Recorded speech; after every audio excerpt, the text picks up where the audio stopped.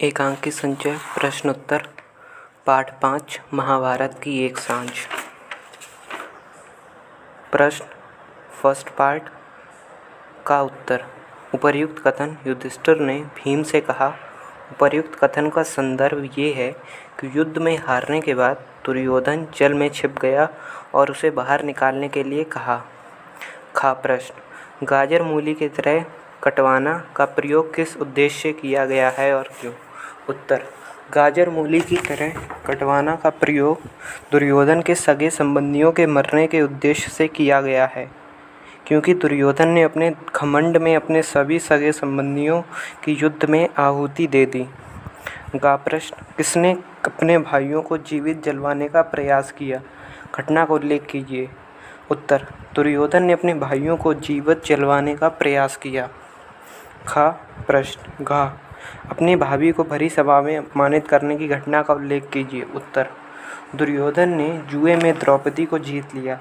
इसके बाद उसने द्रौपदी को सभा में बुलाया और उसके चीरहरण की कोशिश की। सेकंड पार्ट प्रश्न उपर्युक्त कथन किसने किससे कहा है? किसका गर्व अभी चूर नहीं हुआ था? वक्ता ने ऐसा क्यों कहा है? उत्तर उपर्युक्त कथन युधिष्ठिर ने दुर्योधन से कहे हैं। दुर्योधन का गर्व अभी चूर नहीं हुआ था। युधिष्ठिर ने ऐसा इसलिए कहा क्योंकि हार के पश्चात भी दुर्योधन अपनी वीरता के झंडे लगा रहा है। प्रश्न यदि बल है तो आना बाहर वक्ता ने किसे कब तथा क्यों ललकारा है? उत्तर यदि बल है तो आना बाहर वक्ता ने दुर्योधन को तब कहा जब वह जलाशय में बैठा था। युधिष्ठिर ने उसे ललकारा ताकि वह जल से बाहर आ जाए और उसका वध कर दिया जाए। प्रश्न अरे नीच का संबोधन जिसके लिए प्रयोग किया गया उसके चरित्र की प्रमुख विशेषताएं बताइए। उत्तर अरे नीच का संबंध दुर्योधन से है। वह कुरुवंशी है। महाभारत का युद्ध दुर्योधन के हठ एवं अहंकार के कारण हुआ। वह निर्दयी था। उसने द्रौपदी का चीरहरण किया था तथा वनवास में भी पांडवों को चैन से नहीं जीने दिया। प्रश्न वक्ता ने श्रोता की किन थोथी बातों का उल्लेख किया है और क्यों? उत्तर युधिष्ठिर ने कहा क्योंकि दुर्योधन अपनी हार के बाद भी अपनी वीरता के गुणगान कर रहा था। थोथी बातें दुर्योधन का ये कहना था कि उसकी भुजाओं में ताकत है। थर्ड पार्ट का उत्तर प्रश्न कालग्नि शब्द का प्रयोग किस संदर्भ में हुआ और क्यों? उत्तर कालग्नि शब्द का प्रयोग मौत की अग्नि के लिए किया गया है जो स्वयं दुर्योधन ने लगाई थी। वह कहती हैं कि इस कालग्नि में दुर्योधन को भी मरना है। प्रश्न घृत शब्द का प्रयोग किस लिए किया गया? किसके साथ ही कब और क्यों स्वाहा हो गए? उत्तर घृत शब्द का प्रयोग घी के लिए किया गया है। दुर्योधन के साथी महाभारत के युद्ध में दुर्योधन के कारण स्वाहा हो गए। प्रश्न वक्ता कौन है? उसका परिचय दीजिए। उत्तर वक्ता भीम है। वह युधिष्ठिर के छोटे भाई हैं। वे बहुत ही बलशाली भी हैं और अंत में दुर्योधन का वध उन्हीं ने किया था। प्रश्न तेरी आहुति लिए बिना शांत न होगा वाक्य का आशय स्पष्ट कीजिए। उत्तर वाक्य का आशय है कि जो अग्नि दुर्योधन ने लगाई है और उसमें अपने सगे संबंधियों की आहुति दे वह दुर्योधन की आहुति लिए बिना शांत नहीं होगी। फोर्थ पार्ट का प्रश्न पामर शब्द का प्रयोग किसके लिए किया गया है? क्या आप इस संबोधन को उचित मानते हैं? पामर शब्द का प्रयोग दुर्योधन के लिए किया गया है। हाँ, मैं इस संबोधन को उचित मानता हूँ क्योंकि वह एक निर्दय और दुष्ट व्यक्ति है। प्रश्न निहत्था बालक कौन था? उसे 7 महारथियों द्वारा कब और किस प्रकार मारा गया था? घटना का संकेत कीजिए। निहत्था बालक अभिमन्यु था। उसे 7 महारथियों ने चक्रव्यूह में घेरकर मारा था। प्रश्न वक्ता के अनुसार श्रोता को कौन सी बात उचित लगी थी तथा कब? उत्तर युधिष्ठिर के अनुसार उसे दुर्योधन की इस बात पर अनुचित लगा कि पहले वह अधर्म के मार्ग का सहारा लिया पर अंत समय में धर्म का सहारा चाहता है। प्रश्न रिपीटेड। फिफ्थ पार्ट वक्ता और श्रोता कौन है? वक्ता ने कायरों के किस नियम का उल्लेख किया? उत्तर वक्ता युधिष्ठिर और श्रोता दुर्योधन है। युधिष्ठिर ने कहा कि कायर लोग शुरू में अपनी वीरता के झंडे लगाते हैं और अंत में करुणा की भीख मांगते हैं। प्रश्न वक्ता के चरित्र की प्रमुख विशेषताएं का उल्लेख कीजिए। उत्तर युधिष्ठिर धर्मपरायण, विनम्र, राजनीति में कुशल, कुशल वक्ता तथा व्यवहार कुशल है। उसकी समस्त बातें एवं तर्क नीतिगत होते हैं। उसका व्यवहार शांत एवं विनम्र है। का प्रश्न, वक्ता के अनुसार उसने श्रोता से किस प्रकार का युद्ध करने की पेशकश की और क्यों?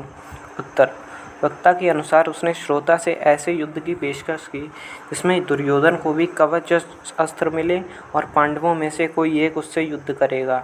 खा प्रश्न, इस युद्ध का क्या परिणाम निकला? उत्तर, इस युद्ध का परिणाम निकला कि अंत में दुर्योधन भीम द्वारा पराजित हो गया। 6th पार्ट का प्रश्न, वक्ता कौन है? उपर्युक्त कथन का संदर्भ स्पष्ट कीजिए। उत्तर, वक्ता दुर्योधन है। दुर्योधन ये कहना चाहता था कि यदि पांडवों को उसे मारकर ही शांति मिलेगी तो यही सही। खा प्रश्न, विफलता के इस मरुस्थल में एक बूंद आएगी भी तो सूखकर खो जाएगी। उत्तर, आशय है कि जब दुर्योधन ने कहा अगर तुम मुझे थोड़ा राज्य भी दोगे तो भी फायदा नहीं होगा क्योंकि अब तो वह मारने जा रहा है। गा प्रश्न, यदि तुम्हें इसी में संतोष हो कथन का संदर्भ स्पष्ट कीजिए। उत्तर, कथन का संदर्भ है कि पांडव अपनी जीत का जय स्तंभ दुर्योधन के मरने के बाद ही मनाएंगे। घा प्रश्न, महाभारत की एक सांझ एकांकी के शीर्षक की सार्थकता पर प्रकाश डालिए। उत्तर, महाभारत की एक सांझ शीर्षक एकदम सटीक है। एकांकी में महाभारत के युद्ध की समाप्ति पर घटी एक घटना को सांझ कहकर संबोधित किया गया। किसी दिवस का समापन एक सांझ से होता है। महाभारत का समापन दुर्योधन की मृत्यु से हुआ। 7th पार्ट प्रश्न का, आपकी दृष्टि में पश्चाताप किसे होना चाहिए था? वक्ता को या श्रोता को? स्पष्ट कीजिए। उत्तर, मेरी दृष्टि में पश्चाताप दुर्योधन को होना चाहिए था। ऐसा इसलिए क्योंकि उसने राज्य पाने के लिए षड्यंत्र और अधर्म का मार्ग चुना। इसकी वजह से ही उसके भाइयों और संबंधियों का वध हुआ। था प्रश्न, वक्ता ने अपने पक्ष में कौन कौन से तर्क रखे? वक्ता ने अपने पक्ष में तर्क रखे कि ना ही उसने षड्यंत्र किया, ना ही अपने मन के भावों को गुप्त रखा और ना ही उसने अपने गुरुजनों का वध किया। का प्रश्न, श्रोता के अनुसार वह वक्ता के पास किस उद्देश्य से आया था? उत्तर, श्रोता अर्थात युधिष्ठिर वक्ता अर्थात दुर्योधन के पास उसका दुख और दर्द बांटने आया था। का प्रश्न, एकांकीकार ने एकांकी में किस पौराणिक घटना को नए संदर्भ में किस प्रकार प्रस्तुत किया? उत्तर, एकांकीकार ने एकांकी महाभारत की एक पौराणिक घटना को नए संदर्भ में प्रस्तुत किया। 8th पार्ट प्रश्न का, युधिष्ठिर ने अपनी प्रशंसा में क्या क्या कहा था? उत्तर, युधिष्ठिर ने अपनी प्रशंसा में कहा कि उसने सदा धर्म और न्याय का साथ दिया। इसके लिए उसने दुख झेलने से भी नहीं चूका। खा प्रश्न, दुर्योधन के अनुसार राज्य पर युधिष्ठिर का अधिकार क्यों नहीं था? उत्तर, दुर्योधन के अनुसार राज्य पर युधिष्ठिर का अधिकार नहीं था क्योंकि उसके पिता को सिर्फ राज्य की देखरेख के लिए नियुक्त किया गया था। इसके बाद मेरे पिता को अधिकार मिल गया और उनके पश्चात राज्य पर अधिकार सिर्फ उनके बेटे दुर्योधन का ही था। खा प्रश्न, सबने मेरा हट देखा, मेरे पक्ष का न्याय किसी ने ना देखा। दुर्योधन से इसका क्या कारण बताया? उत्तर, दुर्योधन ने इसका कारण बताया कि सभी युधिष्ठिर के गुणों से प्रभावित थे और सभी उसकी वीरता से डरते थे। 9th पार्ट प्रश्न का, गुरुजनों पर तुम व्यर्थ ही कायरता का आरोप लगा रहे हो। युधिष्ठिर ने अपने कथन के समर्थन में क्या कहा? उत्तर, युधिष्ठिर उपर्युक्त कथन के समर्थन में युधिष्ठिर ने कहा कि खा प्रश्न, दुर्योधन ने क्यों कहा कि स्वार्थ ने तुम्हें अंधा बना दिया? उत्तर, दुर्योधन ने कहा कि स्वार्थ ने तुम्हें अंधा बना दिया क्योंकि वह कहना चाहता था कि युधिष्ठिर की राज्य में लालसा से उसने अपने गुरुजनों और सगे संबंधियों से युद्ध किया। गा प्रश्न, दुर्योधन ने किन किन धार्मिक और न्यायी व्यक्तियों के नाम जो युद्ध में अपनी ओर से लड़े सब मेरी ओर से लड़े, दुर्योधन ने ऐसा क्यों कहा? उत्तर, दुर्योधन ने भीष्म, द्रोण, कृपाचार्य और अश्वत्थामा के नाम लिए जो युद्ध में उसकी ओर से लड़े। दुर्योधन ने ऐसा कहा क्योंकि यह वास्तव में उसकी ओर थे। क्योंकि खा प्रश्न, कृष्ण के संबंध में दुर्योधन ने क्या कहा? कृष्ण के संबंध में दुर्योधन ने कहा कि तुम्हारे परम मित्र कृष्ण ने भी उसकी सहायता के लिए अपनी सेना दे दी। वे चतुर थे और जानते थे कि न्याय उसकी ओर है। 10th पार्ट का प्रश्न, दुर्योधन ने पुरोचन और द्रौपदी के संबंध में किस तथ्य को प्रकट किया? उत्तर, दुर्योधन ने युधिष्ठिर से कहा कि तुमने पुरोचन को कष्ट से मारकर तुम पांचाल गए और तुमने द्रौपदी को अपनी ओर कर लिया।